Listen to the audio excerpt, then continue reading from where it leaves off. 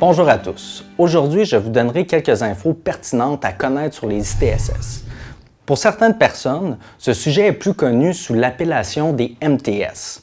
Sachez que maintenant, on parle plutôt d'infections transmises sexuellement et par le sang, donc ITSS. Selon les statistiques, les jeunes de 15 à 25 ans sont la tranche d'âge la plus touchée par la transmission d'infections transmises sexuellement et par le sang. Donc, malheureusement, il n'est pas impossible que votre jeune se retrouve dans cette situation. À partir de 14 ans, votre adolescent a le droit de recevoir les services d'un professionnel de la santé et ce de façon confidentielle. Alors, si votre jeune souhaite passer un test de dépistage, il a le droit de le faire sans nécessairement aviser ses parents. Cette information est souvent méconnue par les jeunes et pourrait être utile pour ceux qui seraient trop gênés de demander à leurs parents d'aller passer un test. Quoi faire si mon adolescent contracte une ITSS et comment puis-je lui témoigner mon soutien? D'abord, gardez à l'esprit que votre jeune vivra une multitude d'émotions s'il contracte une ITSS. S'il vient se confier à vous, il est important qu'il ne se sente pas jugé. Démontrez plutôt de l'ouverture et mentionnez-lui que vous êtes reconnaissant qu'il vous fasse confiance. Sachez que vous risquez vous aussi de vivre des émotions et d'avoir des questions selon votre niveau de connaissance. N'hésitez pas à aller chercher de l'information ensemble afin de vous rassurer et de faire appel à un professionnel.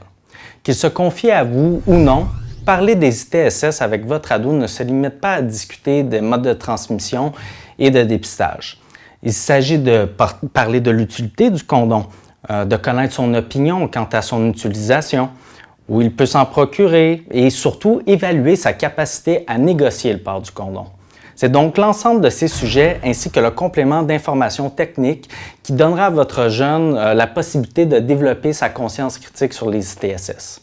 En tant que parent, vous avez différentes possibilités qui s'offrent à vous si vous souhaitez aborder ce sujet avec votre ado. Premièrement, si vous n'êtes plus ou moins à l'aise avec le fait de parler d'ITSS, vous pouvez tout de même l'informer qu'il peut passer des tests de dépistage de façon confidentielle. Deuxièmement, si au contraire vous vous sentez confortable, dites-le lui. Vous pourriez également lui proposer de l'accompagner à son rendez-vous s'il le désire. Dans les deux cas, vous ouvrez la porte à la discussion et vous vous assurez que votre jeune possède la juste information. Je me mettrais à pleurer parce que c'est quand même assez sérieux une ITSS. Je serais triste car je devrais prendre des pilules. Puis c'est une maladie que j'aurai pour le reste de ma vie. J'irai à l'hôpital pour essayer de m'en débarrasser. Je vais regretter d'avoir eu des relations non protégées. Ça m'inquiéterait car c'est une maladie transmise sexuellement. J'irai le dire à mes parents. Je pense qu'il y a une nouvelle terminologie, Pierre, sur... tu te rappelles les maladies transmises sexuellement? Oui. C'était les MTS? Oui, les MTS, oui. Ben, je ne sais pas si tu le savais, mais il semblerait que maintenant, c'est les ITSS. Je pense qu'il y a 2 S. ITSS. Ça dit quelque chose? ITSS, non. Ce serait important qu'on puisse s'informer sur cette démarche-là. Il y a une... sûrement des éléments à aller chercher. Oui, une plus belle information ou, en tout cas, être certain du terme. Tout à fait. Découvrez la réponse à la question des parents en consultant l'édito de Gabriel Lavoie au www.blitz.ca. Vous y trouverez des informations pertinentes et complémentaires au sujet traité dans la capsule.